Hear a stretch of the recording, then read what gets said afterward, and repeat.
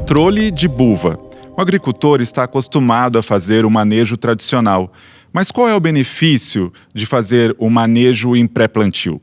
Quem responde essa e outras questões é o professor Mauro Rizardi e o Marcel Melo.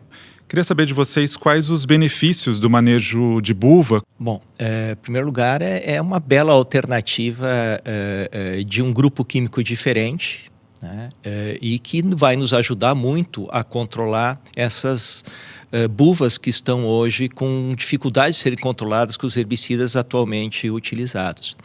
Outra possibilidade que nós temos de uso dele, ou necessidade, é de a gente trabalhar com condições, porque a gente pensar em buva é uma planta daninha que ela se desenvolve ao longo do ciclo, ao longo do ano, vamos colocar assim. Se eu pegar no sul do Brasil, começa a emergência no mês de março e para a emergência no mês de outubro, novembro, dependendo das regiões. Então, se eu não tiver um manejo ao longo do tempo, ou seja, um manejo antecipado, vai chegar com que, se eu não controlar na condição adequada, chegue próximo à semeadura da cultura da soja, eu tenha plantas muito grandes e com dificuldades muito maiores de controle. No momento que eu trabalho com manejo antecipado, com moléculas que me ajudem na supressão do desenvolvimento dela, vai me preparar uma condição melhor para a semeadura da cultura da soja, aquela semeadura no limpo. Lembrando que é importante posicionar que para todas as plantas em geral e para a buva não é diferente, o tamanho da planta é fundamental para que a gente tenha um controle eficiente, seja com auxínico, como o dicamba, ou com outro herbicida dentro do sistema. Então eu tenho que trabalhar com esse manejo adequado associando ao estágio de desenvolvimento da planta. Algum complemento, Marcelo? A buva é uma planta daninha aí de clima frio, né? Então a gente vê aqui a germinação dela, o Mauro comentou aqui a questão de no sul, né? Mas em outras regiões, toda vez que você tiver uma baixa temperatura e uma presença de umidade grande no solo, é o momento que ela vem. Então, no geral, acaba ficando aí, dependendo da região, mudam os meses que ela começa a germinar, mas quando você tem essas condições aí, ela está presente no solo, pode ter certeza que ela vem.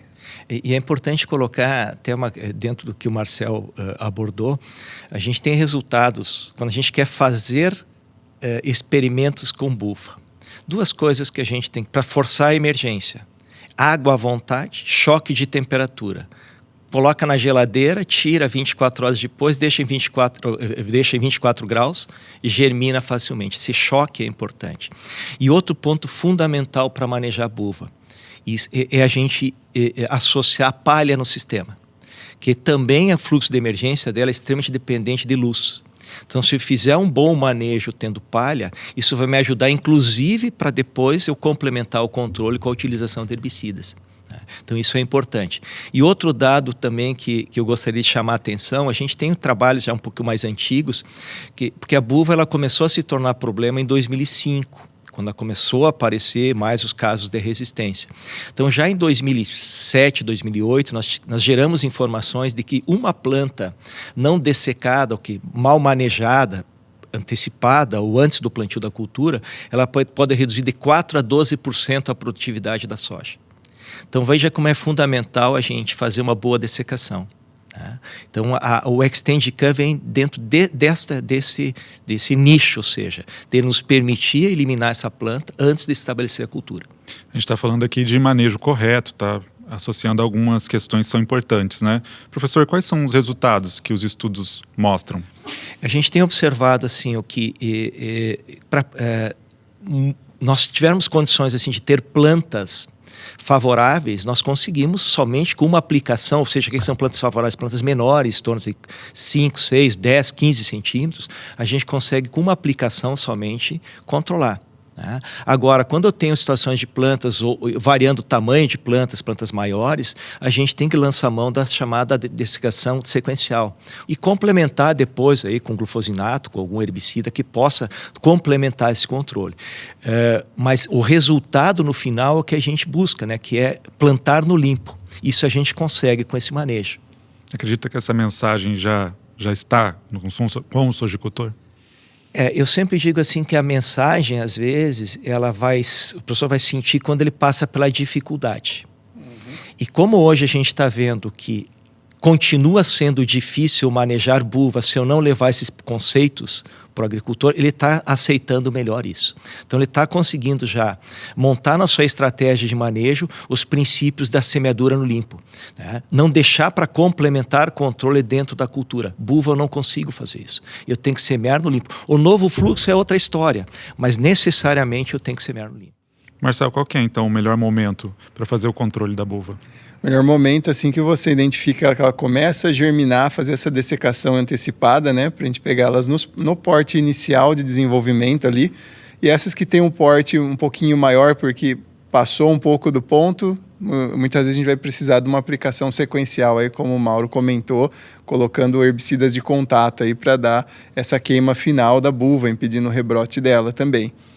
Mas assim, vale lembrar que a buva ela se tornou presente, né, em grande parte do Brasil devido a essa questão da facilidade de dispersão que ela tem, né? Então a semente dela é muito facilmente carregada pelo vento, maquinário ou o que for, que é muito pequenininha. Então, por isso que ela está presente ainda nas lavouras e hoje de norte a sul, só tendo as condições ideais de clima, ela vai trazer essa problemática para a agricultura. Então, lembrar sempre de entrar com uma dessecação antecipada, monitorar as áreas, ver onde tem a presença delas. Às vezes é difícil, tem que descer do carro e ir lá olhar, porque ela é pequenininha quando ela começa a vir, bem pequenininha. E algumas estratégias aí que a questão da palhada impedem muito essa germinação dela. Também é outra ideia que a gente pode usar além do nosso controle químico aí. E um outro ponto, assim, eu acho que é importante chamar a atenção, é que dependendo das regiões e das épocas de semeadura, eu também posso ter emergência após a semeadura da cultura. Então, incorporar um herbicida que tem ação de solo, um pré-emergente, também é importante para essa planta, principalmente nesses ambientes ou nessas épocas que tem a possibilidade de ter fluxo de emergência, né? E o Brasil, a agricultura, a soja, hoje nós temos de norte a sul, né, 47 milhões de hectares com ambientes diferentes. Então, isso que o Marcel colocou, de acompanhar a área, avaliar a evolução, né? Por exemplo, no sul nós estamos desde 2005, como eu falei anteriormente, ou seja, olha a quantidade de anos que nós estamos trabalhando com essa planta e continuamos ainda tendo ela como uma das principais plantas daninhas dentro do sistema produtivo. Então nós podemos facilitar ou não fazer um bom controle num ano, porque no ano seguinte vou ter uma consequência muito grande em termos de nova população. Para se ter uma ideia, nós temos aí uma planta de buva produz aproximadamente 200 a 400 mil sementes, né? Como foi colocado também, facilmente dispersíveis pelo tempo. Então isso vai aumentando muito o banco de sementes. Por isso que a gente tem que fazer esse controle contínuo. Aproveitando esses pontos importantes que vocês trouxeram, qual a mensagem que a gente deixa para o produtor? Eu sempre digo assim, que o bom que a gente tem é buscar informação e conhecimento.